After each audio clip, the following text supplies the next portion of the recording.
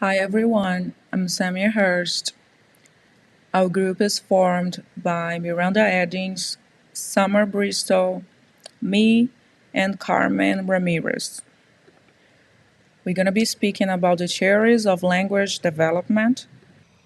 We're going to be speaking the different ideas that explain how children learn to understand, speak, and use language as they grow. Those are some of the topics our presentation today.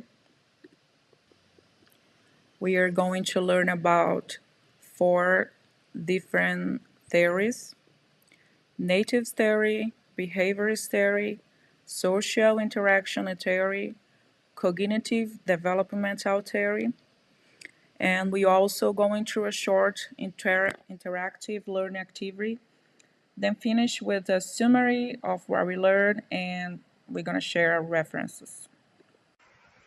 Hi, my name is Miranda Eddins, and I'll be introducing the nativist theory of language development.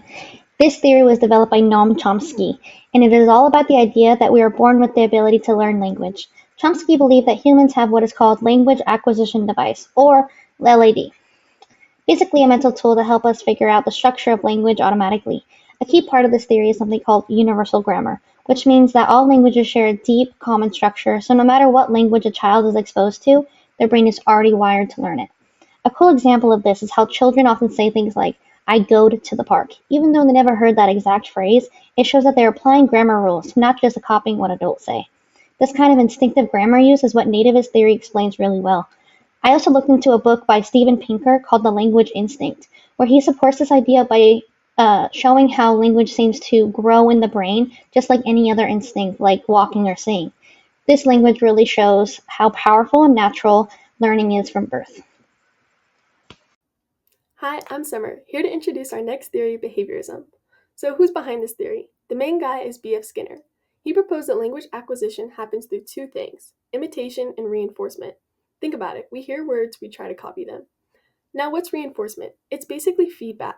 If you say something right, you'll receive positive reinforcement, like getting praise. If you say something wrong, you'll get negative reinforcement, like being ignored or corrected. The idea is successful uses of language are remembered and unsuccessful ones get forgotten. But there are some limitations to this theory. For example, kids often say things like, I drank the juice. Drinked isn't something they heard and imitated, it shows they're actually over applying a rule, like adding ed for past tense. This suggests that they're not just copying, but actively trying to figure out grammar rules themselves. Also, parents don't always use grammar. Parents are more focused on whether what you say is true than if it's perfectly grammatical. So while reinforcement plays a part in language acquisition, it doesn't entirely explain how we learn language. Hi, my name is Samia. I'm going to be speaking about the social interactionist theory. It was created by Lev Vygotsky and Jeremy Brunner. Lev Vygotsky introduced the idea that children learn through social interaction. Jeremy Brunner expanded this work with the idea of the scaffolding and developed the language acquisition support system, the LASS. Some key concepts about that is that the language develops through social interaction. That means that children learn through by talking and interaction with their caregivers.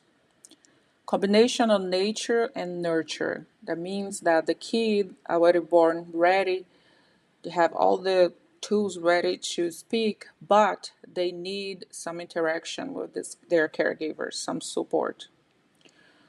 Zone of proximal development. That's the learn zone between that child alone and who's caring them, their caregivers. Scaffolding is the caregivers giving support to the kids through repetitive words, answering questions, and modeling words. Language acquisition support system is the idea that the environment and the caregivers are the key in helping kids learn language by creating learning opportunities. Child directed speech, the CDS, also called like the baby talk. Caregivers is speaking in a simple, slow, and high pitched way to help the babies to focus and understand the words. Children are motivated to communicate. Kids want to express their needs, share feelings, and be understood. This motivation puts them to learn and use their new language. Our last theory is the cognitive developmental theory, often linked with the brilliant Swiss psychologist Jean Piaget. Piaget had a super interesting idea. He argued that a child first has to understand a concept in their mind, and then they can learn the words to express that concept. It's like your brain needs to get the idea first before it can grab the word. A great example of this is object permanence. Think about babies. Before about 18 months, if you had a toy from them, the toy literally disappears. It doesn't exist. But by 18 months, they realize that objects still exist even when they can't see them. They'll look for the hidden toy. Why is this important for language? Because once they understand an object exists, even when hidden, suddenly labels for that object become super valuable. They can now think about the object, ask for it, or talk about it, even if it's not right in front of them. Now, a quick limitation. While this makes sense for early vocabulary, some studies show kids with developmental challenges can still have pretty good grammar, suggesting language isn't always tied directly to overall intellectual growth. But for early concepts, Piaget gives us a lot to think about. For our interactive learning activity, we have a word search, so feel free to pause the video and see how many words you can find. Hey, it's Miranda again to wrap things up. So our team explored 4 major theories of how language develops: nativist, behaviorist, social interactionist, and cognitive developmental. Each theory helps us understand a different piece of the puzzle, some more focused on biology, like being born with a language ability, and other focus more on environment and interaction, like learning through feedback, playing, or talking with others. The big takeaway here is that language development isn't one size fits all. It's a mix of natural ability, learning from people around us, and growing through personal experience. Understanding these theories can help us appreciate how unique and powerful language really is, and how important it is to support healthy development in early childhood. Thank you so much for listening to our presentation. Our reference are Chomsky, 1965, Aspects of Theory of Syntax, MIT Press. Pinker, 1994, The Language Instinct, How the Mind Creates Language.